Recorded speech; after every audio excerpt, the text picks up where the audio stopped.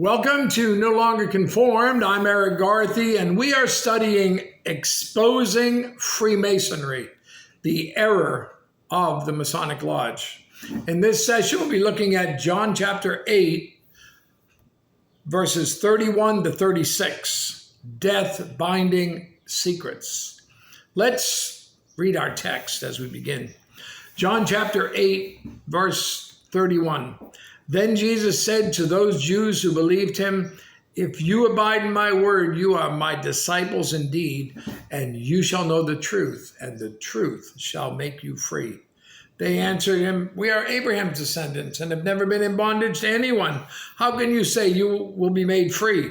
Jesus answered them, "Most assuredly I say to you, whoever commits sin is a slave of sin, and a slave does not abide in the house forever, but a son abides forever. Therefore, if the Son makes you free, you shall be free indeed." Why are blood oaths so important to Freemasonry? There's something that must be hidden. The endless search for light is a contradiction of Christianity. The immoral beliefs are a compromise of Christianity. But there is a foundational reason for the secrecy.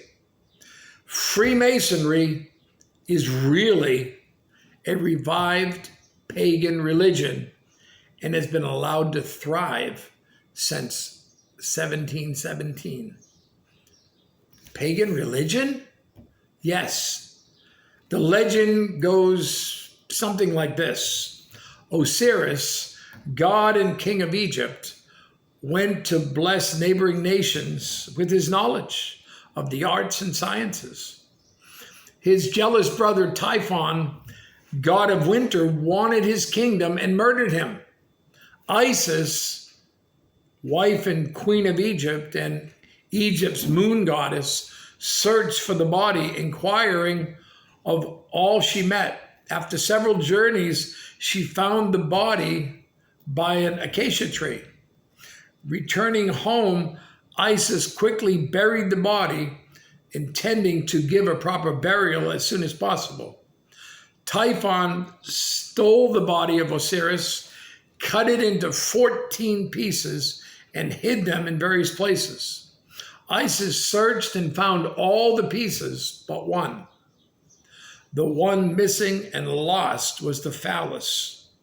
She made a substitute phallus, consecrated it, and it became sacred and an object of worship. John chapter 8 and verse 32, "And you shall know the truth, and the truth shall make you free." The truth is that the legend of Hiram Abiff is just a Masonic version of the pagan account of Osiris and Isis. This truth is established in Masonic writings, in their own writings. Quote, "We readily recognize Hiram Abiff as Osiris of the Egyptians." Quote, "Osiris and the Tyrian architect are one and the same. Hiram Abiff of Freemasonry represents the sun god Osiris. Every master mason impersonates this pagan resurrection." The reason for secrecy suddenly becomes clear. The truth. Freemasonry could never survive true scrutiny, as their own writers well know. Albert Mackey, quote, "The secrecy of this institution is another and most important bulwark. If divested of its secret character, it would lose its identity and cease to be Freemasonry. As an open society, it would not last for as many years." Why would Freemasonry quickly die as an open society? It would be exposed as the satanic cult that it is. Therefore, deception is deemed appropriate and acceptable. Another primary writer of Freemasonry is Albert Pike. He said, quote, "The blue degrees are but the court or portico of the temple. Part of the symbols are displayed there to the initiate, but he is intentionally misled by false interpretations. It is not intended that he should understand them, but it is intended that he shall imagine that he understands them. Their true explication is reserved for the adepts, the princes of Masonry." That's from Albert Pike's writing, Morals and Dogma, page 819. Why are Master Masons deliberately deceived? Because of the repulsive meaning of the truth. Freemasonry has a foundation which is a condemnation of Christianity. The Greek religions of Babylon, Egypt, Persia, Greece, and Rome had two levels of meanings, one for the ignorant masses and one for the elite few. Freemasonry is the same. Warning, listen, this next part is discreet, but it is rather explicit. So I've given you warning.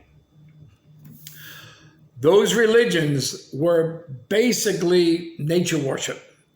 The sun as source and giver of life to the earth itself. Its rays penetrate and bring new growth. This worship has always been essentially sexual. The key element of this pagan worship is the male phallus, worshipped as a representation of the sun's rays. This is vulgar, but the reality.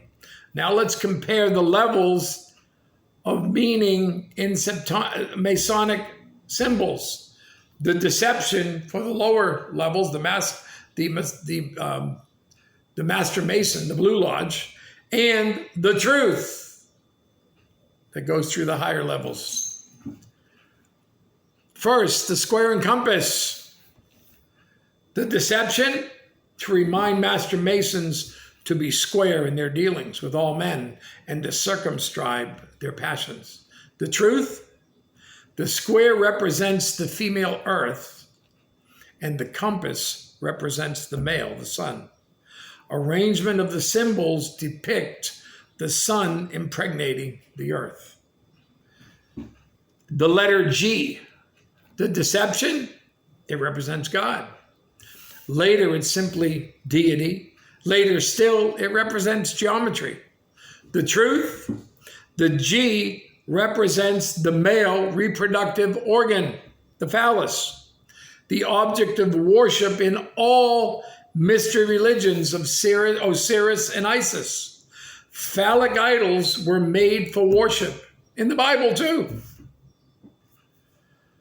The point within a circle. The deception, the Master Mason point is contained and restricted by the boundary of his duty, the circle. The truth, the point represents the male and the circle, the female. A point within the circle depicts sexual union.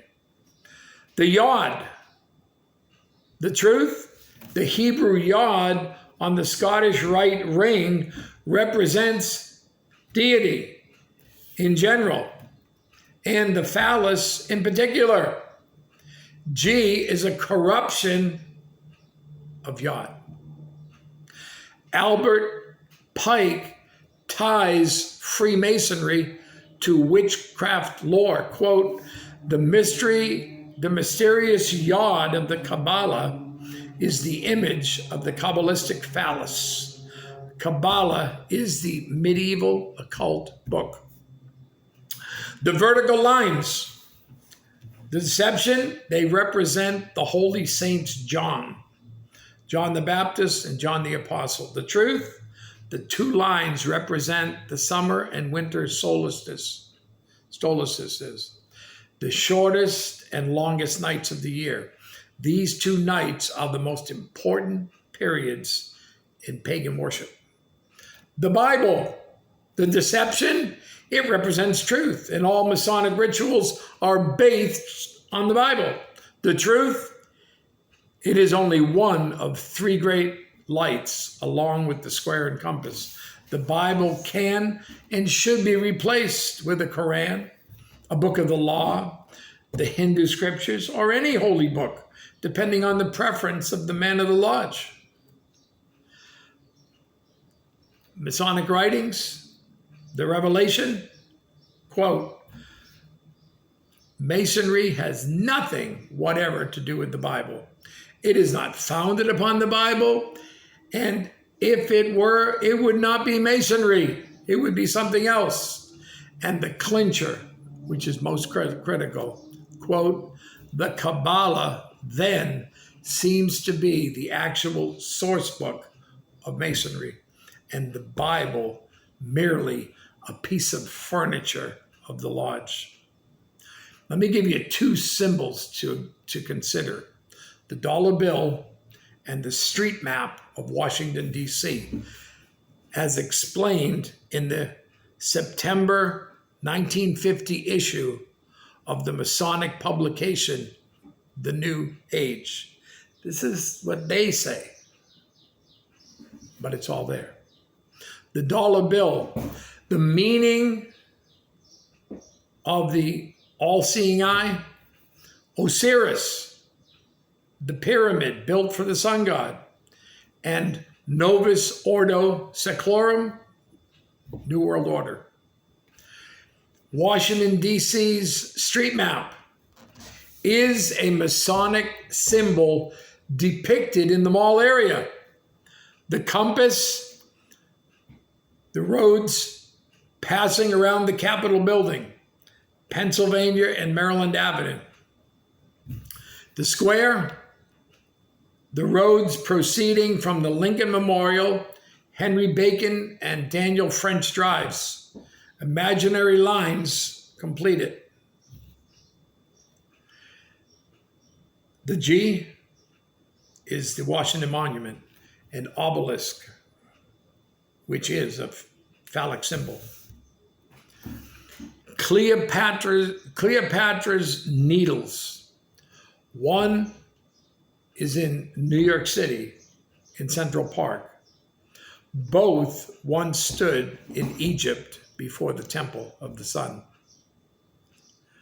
The Masonic Lodge is a satanic occult holding some of our loved ones in its deceptive grip. What lessons must we learn from Freemasonry? Sin is always just one choice, one decision away. There are 2 kinds of freedom. First, Jesus gives freedom from sin's bondage. John chapter 8, verse 33 to verse 36. They answered him, "We are Abraham's descendants and have never been in bondage to anyone. How can you say you will be made free?" And Jesus answered them, "Most assuredly, I say to you, whoever commits sin is a slave of sin, and a slave does not abide in the house forever, but a son abides forever. Therefore, if the Son makes you free, you shall be free indeed." Listen, Satan can never take away our salvation. It was purchased by the blood of the Son. It was given by the love of the Father, and it was sealed by the promise of the Holy Spirit.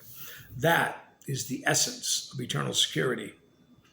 Second, Jesus gives freedom from Satan's error. Verses 31, 32 again. Jesus said to those Jews who believed him, "If you abide in my word, in my disciples, you are my disciples. If you abide in my word, you are my disciples indeed, and you shall know the truth, and the truth shall make you free." Satan can deceive us from living a fulfilled life. He does it by trapping us in compromise, luring us into sin, and tempting us with the world's temporal riches. You can be free from the slavery to sin or remain in the trap of error. Listen, If Satan can't destroy your eternity, which he can't, if you've come to know Jesus Christ, you were given that new life by the love of God. Jesus purchased it on the cross by shedding his blood, and the Holy Spirit sealed it by his presence.